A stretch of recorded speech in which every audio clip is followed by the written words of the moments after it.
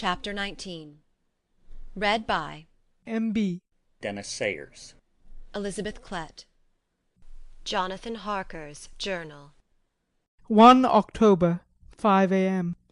I went with the party to the search with an easy mind, for I think I never saw Mina so absolutely strong and well. I am so glad that she consented to hold back and let us men do the work. Somehow it was a dread to me that she was in this fearful business at all. But now that her work is done, and it is due to her energy and brains and foresight that the whole story is put together in such a way that every point tells, she may well feel that her part is finished, and that she can henceforth leave the rest to us. We were, I think, all a little upset by the scene with Mr. Renfield. When we came away from his room we were silent till we got back to the study. Then Mr. Morris said to Dr. Seward, "Say, Jack, if that man wasn't attempting a bluff, he's about the sanest lunatic I ever saw. I'm not sure, but I believe that he had some serious purpose, and if he had, it was pretty rough on him not to get a chance." Lord Godalming and I were silent. But Dr. Van Helsing added, "Friend John, you know more lunatics than I do, and I'm glad of it, for I fear that if it had been me to decide, I would, before that last hysterical outburst, have given him free. But we live and learn, and in our present task we must take no chance, as my friend Quincey would say. All is best as they are."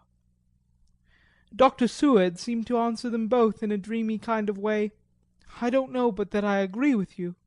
If that man had been an ordinary lunatic I would have taken my chance of trusting him, but he seems so mixed up with the Count in an indexy sort of way that I'm afraid of doing anything wrong by helping his fads.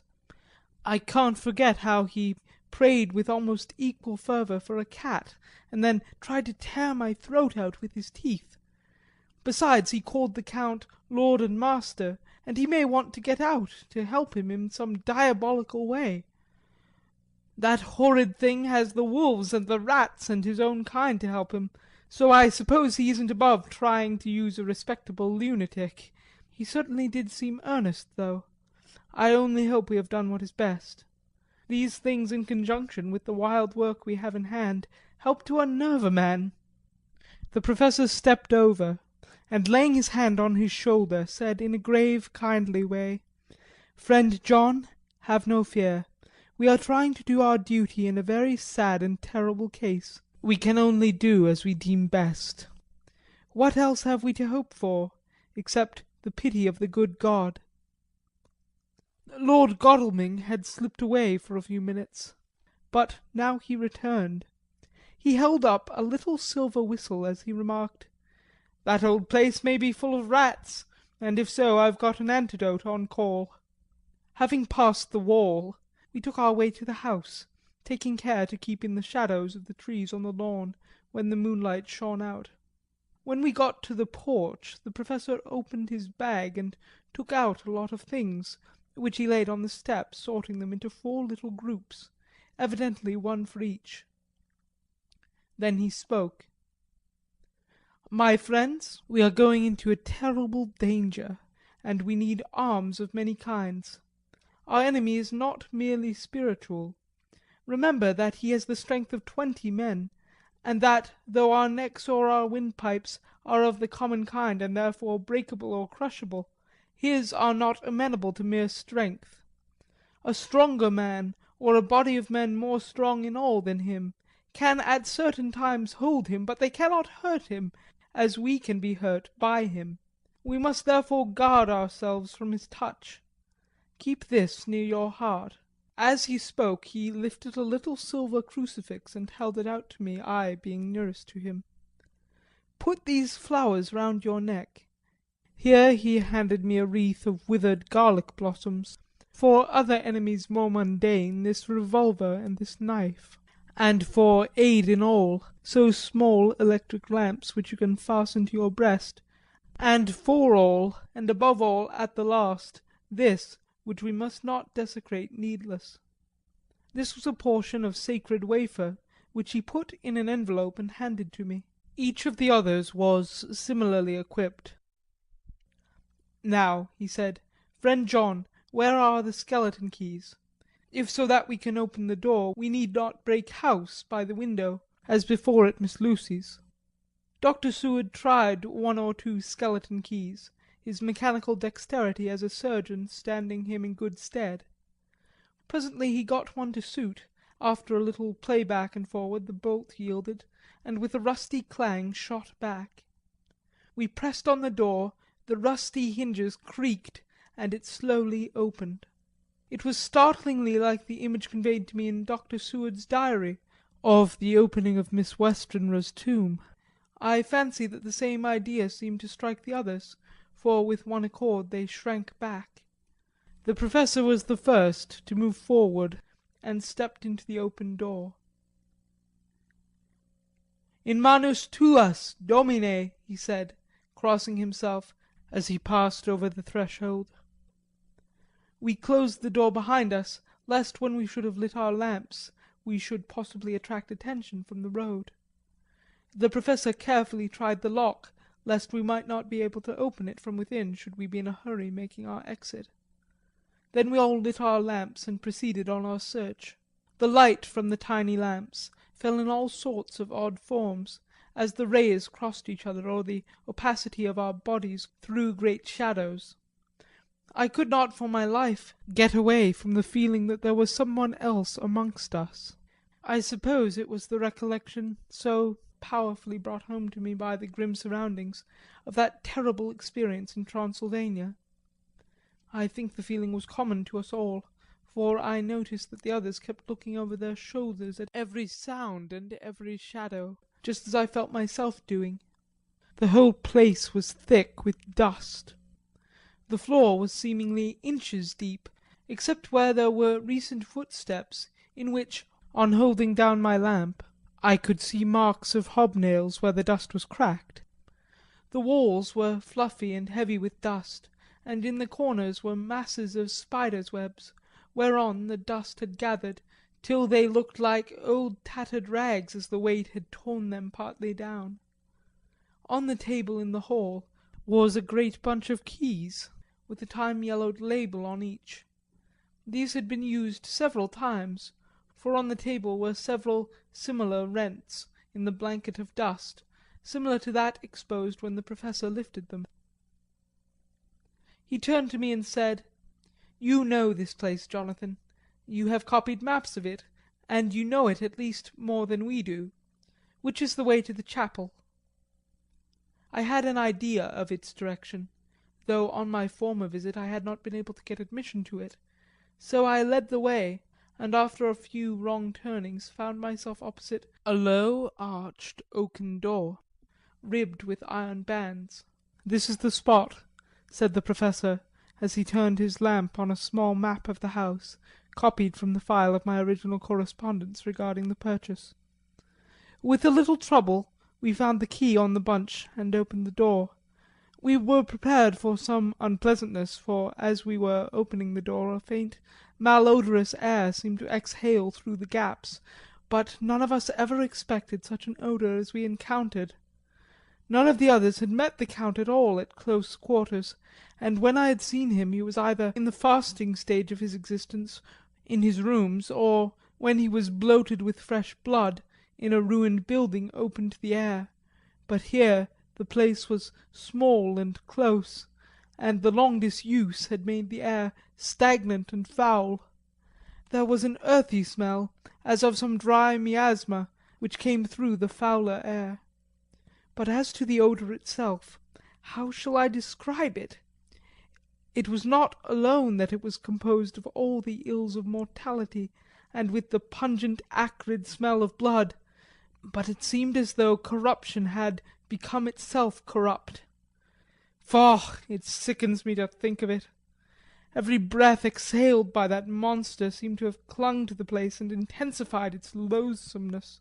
Under ordinary circumstances such a stench would have brought our enterprise to an end, but this was no ordinary case, and the high and terrible purpose in which we were involved gave us a strength which rose above merely physical considerations.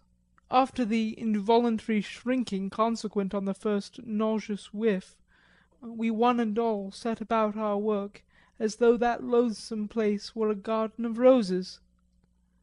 We made an accurate examination of the place, the Professor saying as we began, "The first thing is to see how many of the boxes are left. We must then examine every hole and corner and cranny, and see if we cannot get some clue as to what has become of the rest." A glance was sufficient to show how many remained, for the great earth chests were bulky, and there was no mistaking them. There were only 29 left out of the 50. Once I got a fright, for seeing Lord Godalming suddenly turn and look out of the vaulted door into the dark passage beyond, I looked too, and for an instant my heart stood still. Somewhere, looking out from the shadow, I seemed to see the high lights of the Count's evil face, the ridge of the nose, the red eyes, the red lips, the awful pallor. It was only for a moment, for, as Lord Godalming said, I thought I saw a face, but it was only the shadows, and resumed his inquiry. I turned my lamp in the direction and stepped into the passage. There was no sign of anyone, and as there were no corners, no doors, no aperture of any kind, but only the solid walls of the passage, there could be no hiding place even for him. I took it that fear had helped imagination and said nothing. A few minutes later I saw Morris step suddenly back from a corner which he was examining. We all followed his movements with our eyes, for undoubtedly some nervousness was growing on us, and we saw a whole mass of phosphorescence which twinkled like stars. We all instinctively drew back. The whole place was becoming alive with rats. For a moment or two we all stood appalled, all save Lord Godalming, who was seemingly prepared for such an emergency. Rushing over to the great iron-bound oaken door which Dr. Seward had described from the outside, and which I had seen myself, he turned the key in the lock, drew the huge bolts and swung the door open. Then, taking his little silver whistle from his pocket, he blew a low, shrill call. It was answered from behind Dr. Seward's house by the yelping of dogs, and after about a minute 3 terriers came dashing round the corner of the house. Unconsciously we had all moved towards the door, and as we moved I noticed that the dust had been much disturbed. The boxes which had been taken out had been brought this way, but even in the minute that had elapsed the number of the rats had vastly increased. They seemed to swarm over the place all at once, till the lamplight shining on their moving dark bodies and glittering baleful eyes made the place look like a bank of earth set with fireflies. The dogs dashed on, but at the threshold suddenly stopped and snarled, and then, simultaneously lifting their noses, began to howl in a most lugubrious fashion. The rats were multiplying in thousands, and we moved out. Lord Godalming lifted one of the dogs, and carrying him in, placed him on the floor. The instant his feet touched the ground he seemed to recover his courage, and rushed at his natural enemies. They fled before him so fast that, before he had shaken the life out of a score, the other dogs, who had by now been lifted in the same manner, had but small prey ere the whole mass had vanished. With their going it seemed as if some evil presence had departed, for the dogs frisked about and barked merrily as they made sudden darts at their prostrate foes, and turned them over and tossed them in the air with vicious shakes. We all seemed to find our spirits rise. Whether it was the purifying of the deadly atmosphere by the opening of the chapel door, or the relief which we experienced by finding ourselves in the open, I know not, but most certainly the shadow of dread seemed to slip from us like a robe, and the occasion of our coming lost something of its grim significance, though we did not slacken a whit in our resolution. We closed the outer door and barred and locked it, and, bringing the dogs with us, began our search of the house. We found nothing throughout except dust in extraordinary proportions, and all untouched save for my own footsteps, when I had made my first visit. Never once did the dogs exhibit any symptom of uneasiness, and even when we returned to the chapel they frisked about as though they had been rabbit hunting in a summer wood. The morning was quickening in the east when we emerged from the front. Dr. Van Helsing had taken the key of the hall door from the bunch and locked the door in orthodox fashion, putting the key into his pocket when he had done. "So far," he said, "our night has been eminently successful. No harm has come to us, such as I feared might be, and yet we have ascertained how many boxes are missing.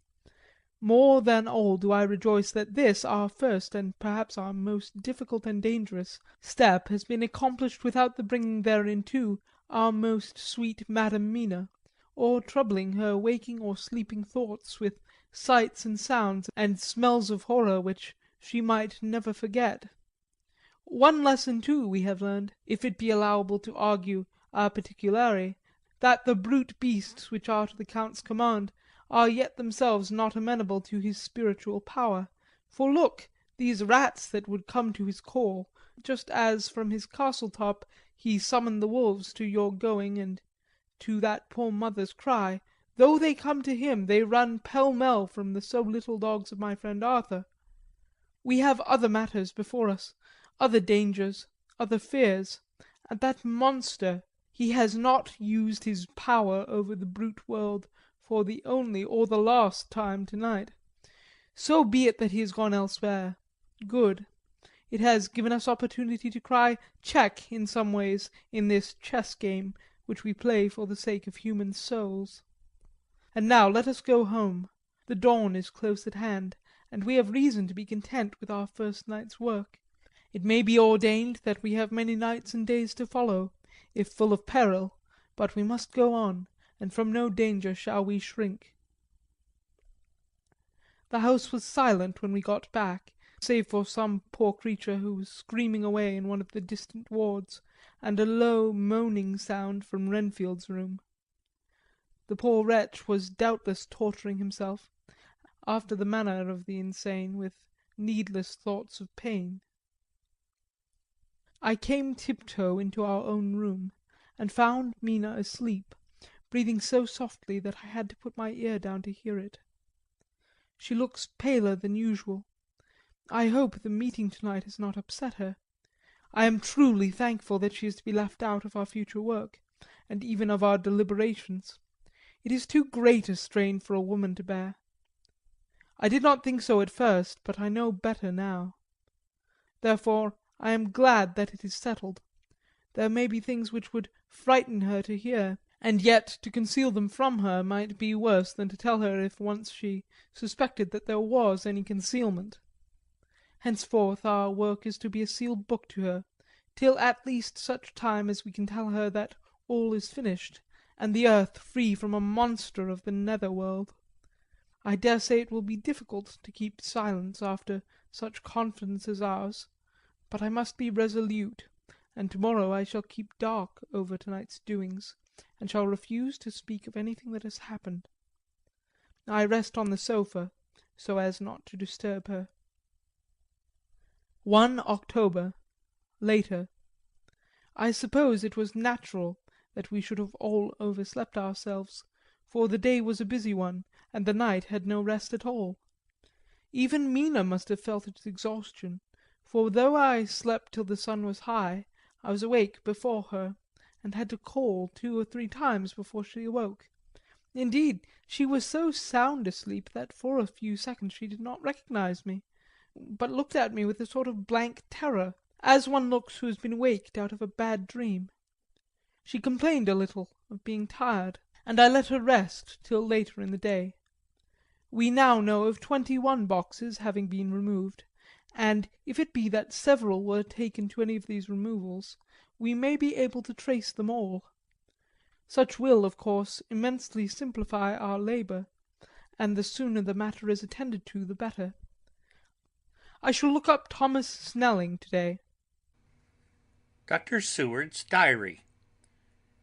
1 October.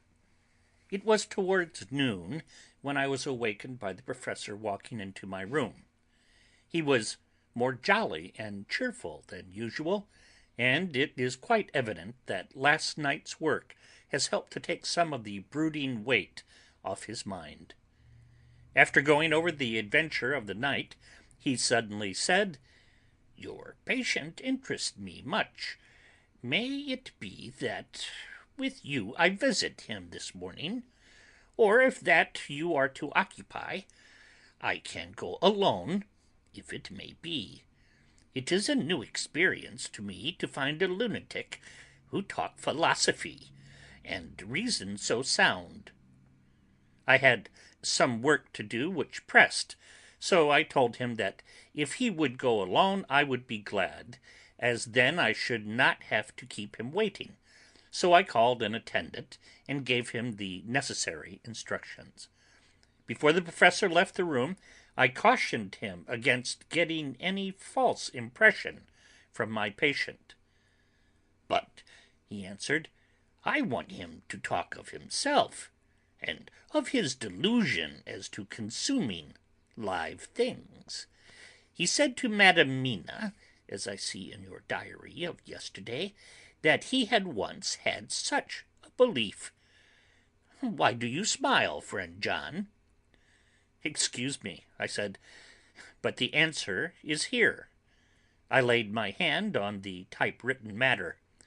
When our sane and learned lunatic made that very statement of how he used to consume life, his mouth was actually nauseous with the flies and spiders which he had eaten just before Mrs. Harker entered the room.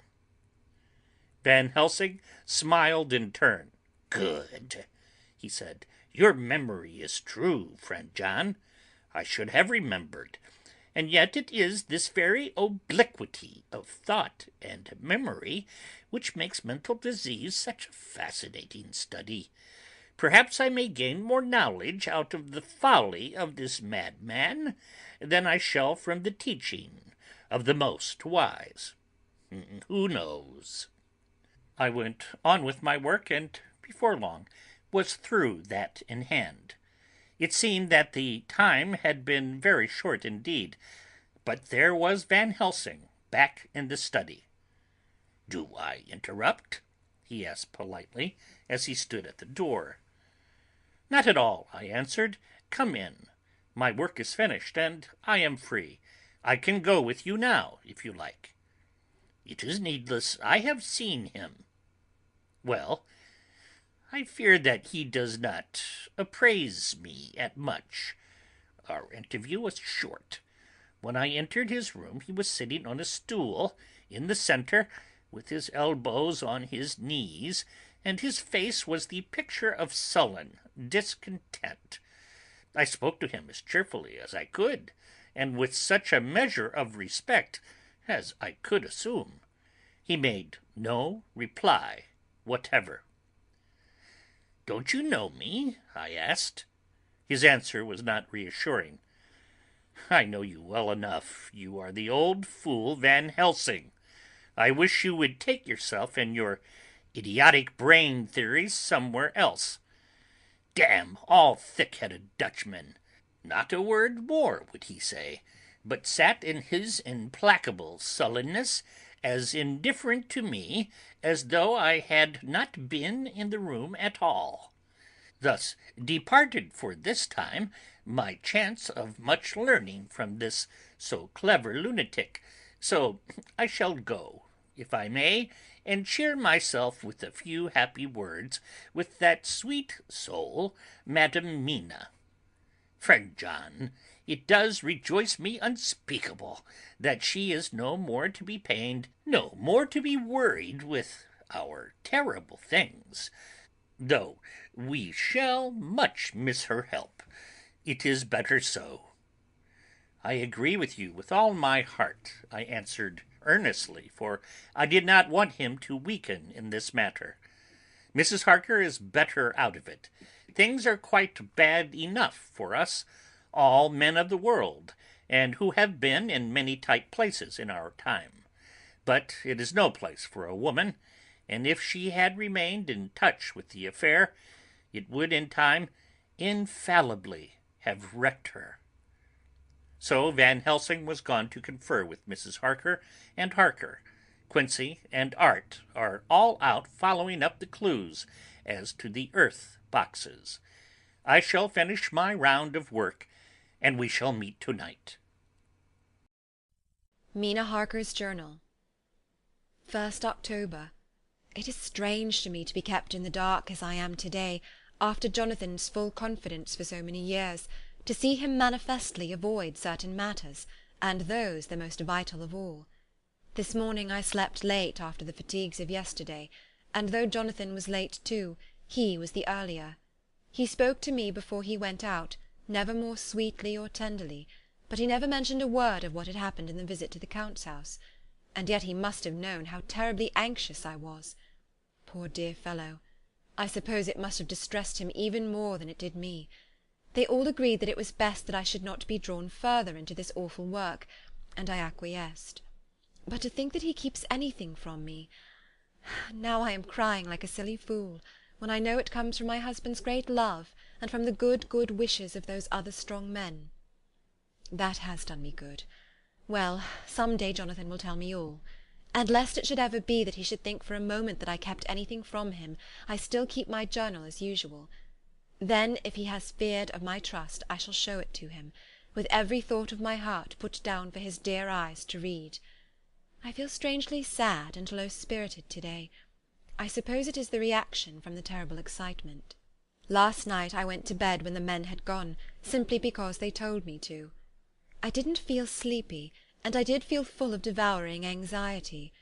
I kept thinking over everything that has been ever since Jonathan came to see me in London, and it all seems like a horrible tragedy, with fate pressing on relentlessly to some destined end.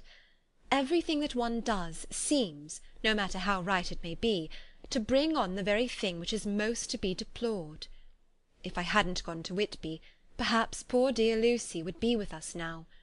She hadn't taken to visiting the churchyard till I came, and if she hadn't come there in the daytime with me she wouldn't have walked in her sleep, and if she hadn't gone there at night in her sleep the monster couldn't have destroyed her as he did.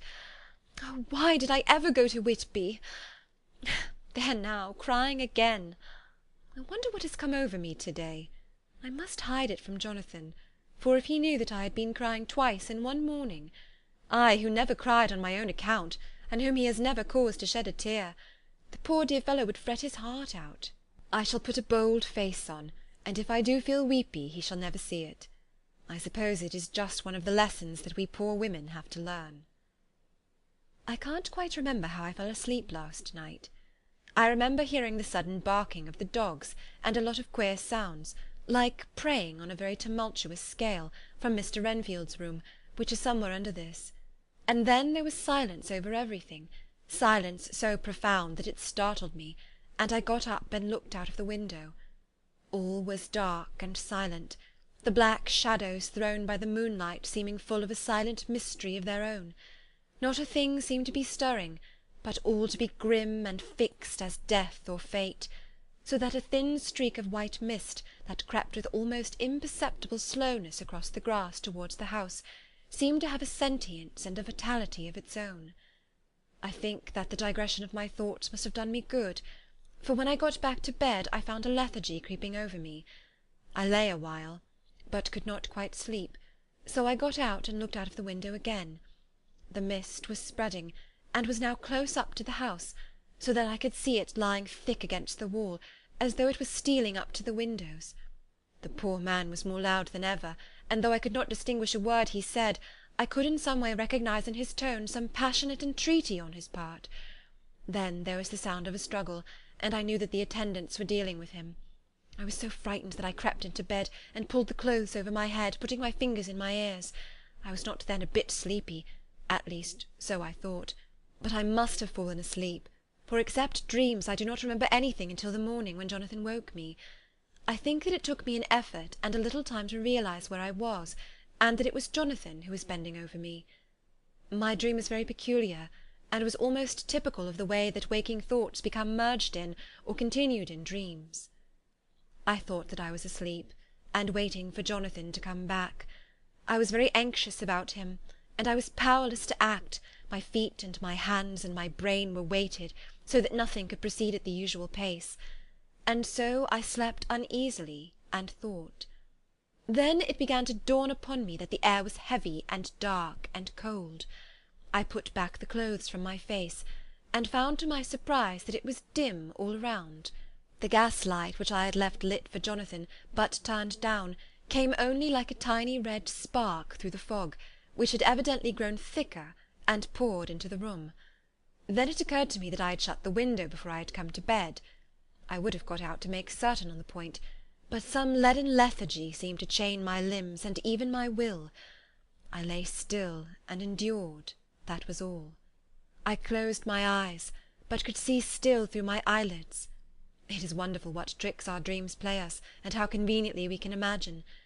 The mist grew thicker and thicker, and I could see now how it came in, for I could see it like smoke, or with the white energy of boiling water pouring in, not through the window, but through the joinings of the door. It got thicker and thicker, till it seemed as if it became concentrated into a sort of pillar of cloud in the room, through the top of which I could see the light of the gas shining like a red eye. Things began to whirl through my brain just as the cloudy column was now whirling in the room, and through it all came the scriptural words, "A pillar of cloud by day and of fire by night."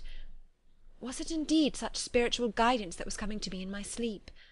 But the pillar was composed of both the day and the night guiding, for the fire was in the red eye, which at the thought got a new fascination for me, till as I looked, the fire divided, and seemed to shine on me through the fog like two red eyes, such as Lucy told me of in her momentary mental wandering, when on the cliff the dying sunlight struck the windows of St. Mary's Church.